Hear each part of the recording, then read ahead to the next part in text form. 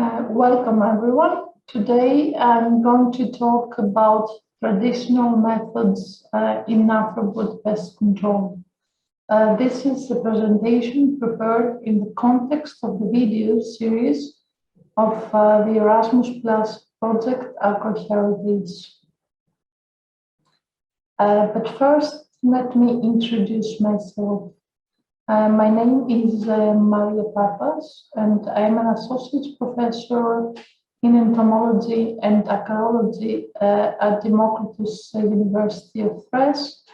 Particularly, I'm a member of the Laboratory of Agricultural Entomology and Zoology in Resiaga in Greece. Here is also my email address for any questions or clarifications needed. Today I'm going to present the main methods used in pest control. Particularly, I will focus on arthropods such as herbivores, insects, and mites, which can cause important damages in crops. And here's the outline of the presentation to guide you in brief through my talk. So first, I would like to give you a bit of an introduction to pest control, and then I will highlight some definitions such as the terms pest, natural control, and IPM. As a next step, I will briefly present you the history of pest control, and while doing this, I will refer to specific examples related to arthropod pest control. Furthermore, I will conclude on the IPM methods, thus methods used in pest control with the aim to identify those that could be characterized as traditional methods in pest control. Finally, I will present the key points of my presentation and also provide you with useful literature on the topic. So let's begin with the introductory part of the presentation, that of arthropod pest control. This is a topic widely used and studied, hence it has a particular scientific as well as applied importance. So just looking for the term in Google database, particularly of the term integrated pest management, you can see that I retrieved a high number of results and relevant articles and literature. The same holds for where searching at the scientific database, such as Scopus. As you can see here, more than 10,000 scientific articles were retrieved just when looking at the keywords integrated pest management. These results, of course, denote the high interest and scientific and applied impact of all activities related to pest management. More, because integrated pest management aims at the protection of the production and the income of the producer at the lowest possible financial cost. It also aims at improving the quality of products produced. It aims at the producer and consumer health protection, as well as to environmental protection.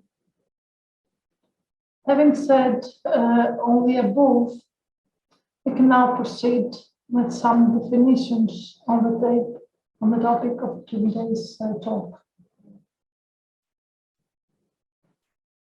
First of all, what is the meaning of the term pest in agricultural practice, particularly arthropod pest?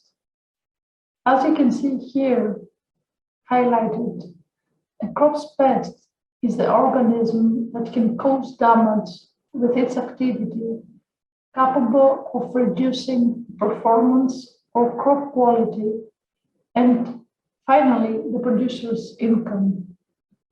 Examples of important pests of crops are herbivores, insects and mites, nematodes, slugs, rodents, and birds. Please note that in general, the term pest also refers to weeds and pathogens, but here we're going to focus on arthropods only. Here you can see some pictures of important pests in agricultural practice, such as insects, mites, nematodes, and rodents. A herbivore's arthropods, to be considered a pest, should be first at a specific stage or instant capable of inducing damage to the crop. Also, environmental conditions should be suitable for this to happen. The crop should be in a sensitive and appropriate stage, and of course, all the above should occur at the same time as you see here. Then, the arthropod could be considered a pest in agricultural practice. Fortunately, besides herbivorous arthropods, under natural settings, there's a high diversity of other beneficial organisms, such as predators and parasitoids or entomopathogens, that comprise part of the biotic factors of natural pest control, and in many cases maintain the populations of herbivores at low densities. Thus, natural pest control is an important factor determining the ability of herbivores to cause damage to crops. Here you can see two definitions of natural pest control. According to the first one, natural pest control is the reduction of a herbivore's population due to biotic or abiotic factors of the environment without human involvement. While the second definition states that natural pest control is the result of the combined action of abiotic and biotic environment that keeps the population of a species in one characteristic but floating level. On the other hand, pest management includes the involvement of humans. Particularly, integrated pest management is a management system of pests within the context of the relevant environment and the dynamics of their populations, which uses all the appropriate techniques and in the most compatible way possible, and keeps the levels of their populations below the limits of economic damage. In this definition, it is important to highlight a few words, such as the management system, the word environment, the word populations, techniques, and economic damage, all of them highlighting that IPM aims at environmentally friendly methods and techniques to control pests in a sustainable manner. But what do we refer to when we talk about tradition in pest control? Or is it even possible to talk about traditional methods in pest control? In my opinion, these questions could be discussed in two ways. First, we need to see what are the methods that farmers use to control pests since years, Hence, these methods could be regarded as traditional in case they are still valid and used. Second, we need to see whether strategies or assumptions remain stable in the practice of pest control till nowadays.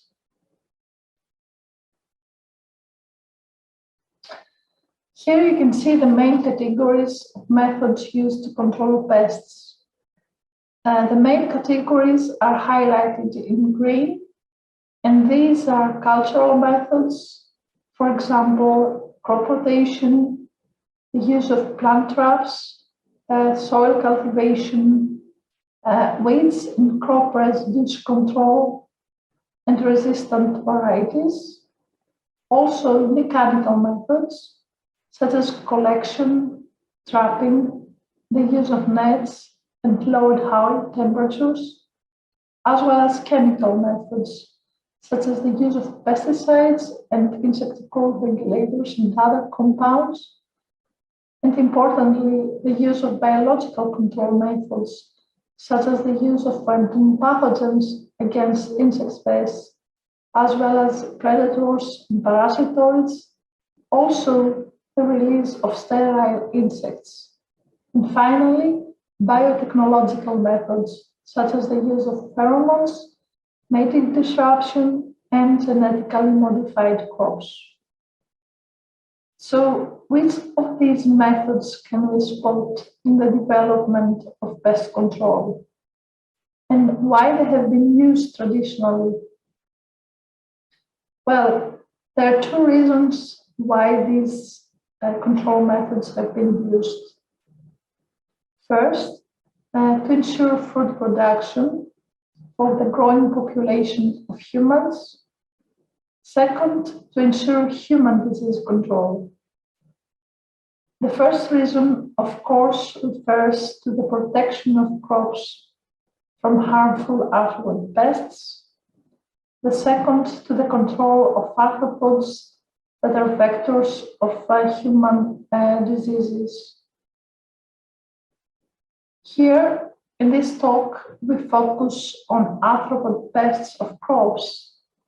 So, here in this figure, you can see the importance of crop protection by comparing the potential loss without crop protection in gray bars with actual loss despite crop protection in dark gray bars for a number of major crops such as sugar beet, cotton, rice, potatoes, maize, soybean, wheat, and barley that produce food for the human population.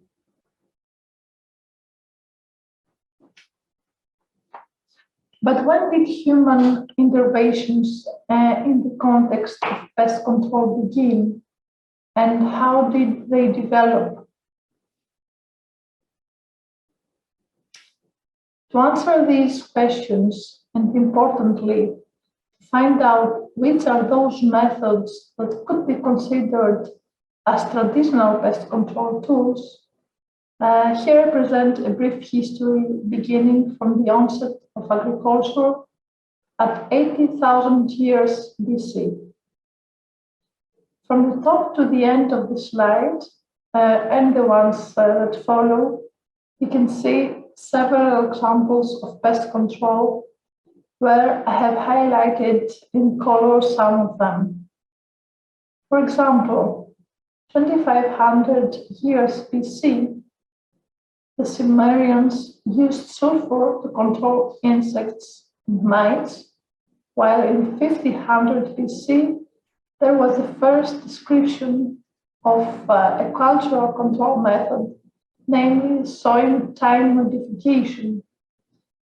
In addition, the first description of destruction of plant residues as a pest control method was recorded in 950 BC, as was the use of oils to control pests in 200 BC.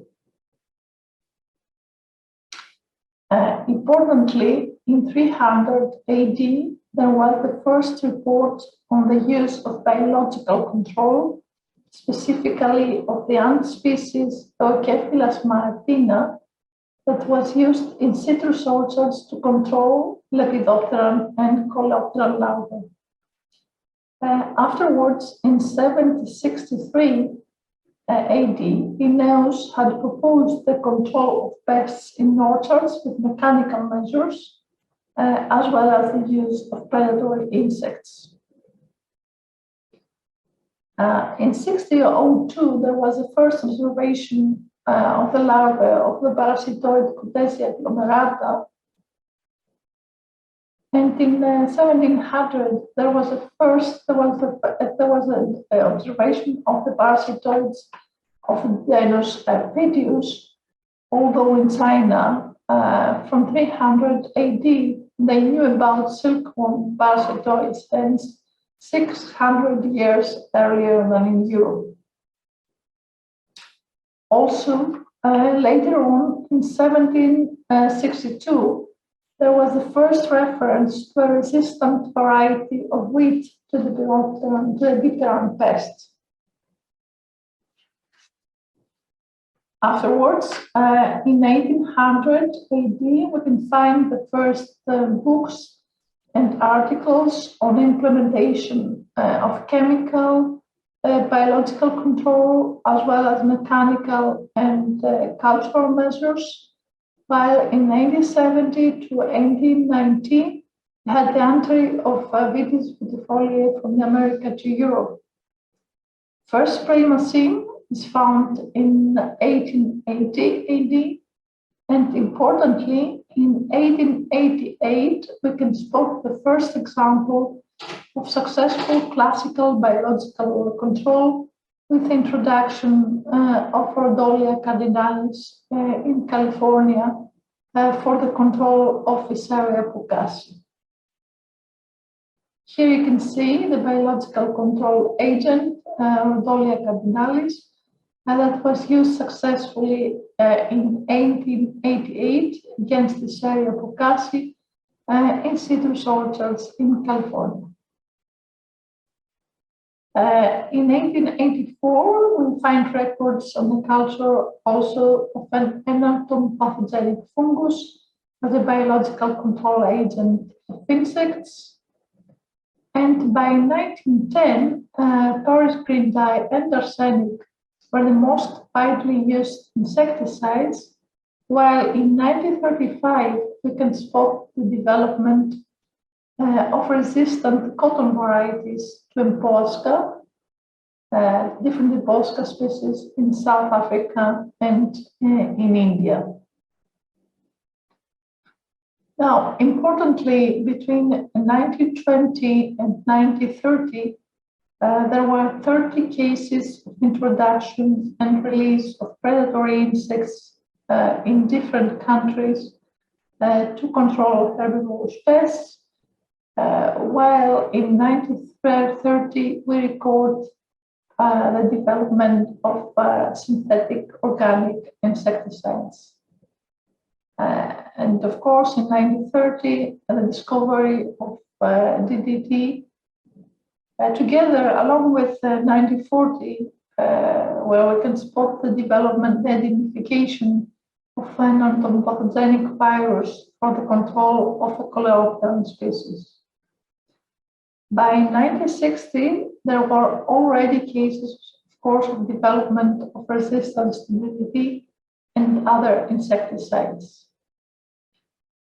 And here you can see DDT, in particular, that was discovered in 1939 by Paul Muller, and in 1941 it was used to control Notarsat disseminata in Sweden. And by 1945, its production had reached 140,000 tons per year. According to the World Health Organization, the use of DDT, of course, saved the lives of 25 million people worldwide. In this figure, you can see also the increase in the number of species that were found to be resistant to at least one insecticide in the period of 100 years. So this problem, along with the introduction of terms like economic threshold or economic injury, integrated pest management in crop protection in 1959, as well as the publication later on of the book Silent Spring by the biologist Rachel Carson in 1962, together with several thoughts about the adverse effects of DDT towards human health and the environment, resulted in the DDT being banned in 1970. Later on, in 1973, we can spot the development of synthetic pyrethroids, and importantly, in 1985, the development of resistance to a biological control agent, a microorganism, to Bacillus in populations of Claudia and Poctella. The method of mating disruption, which is a behavioral control method, is recorded in 1985 to 1995, while by 2003 we can record an increase of cultivated area with genetically modified plants in certain parts of the world, and also concerns about the risk of developing resistant insect populations. It is important to note that in 1993, more than 500 insect species had already developed the resistance to at least one insecticide, and also in 70 species, the development of resistance was there to almost all categories of available insecticides. These numbers, along with the reduction in the rate of application of plant protection products, here you see this reduction in a period of 100 years, resulted in the development of integrated pest management or IPM philosophy in the period of 1960 to 1990, with the aim of the reduction of the adverse effects of other control methods, especially chemicals, and the production of products without toxic residues, with the least possible damage of the useful components, biotic and abiotic, of the agro-ecosystem. Also, in 1960, we should highlight the development of mathematical models with two important parameters, which were the economic injury level and economic threshold. By mid-1990, we can also note the development of the first genetically modified plants for insect resistance, with the question whether these are a revolution in arthropod pest control or just one more novel method in IPM.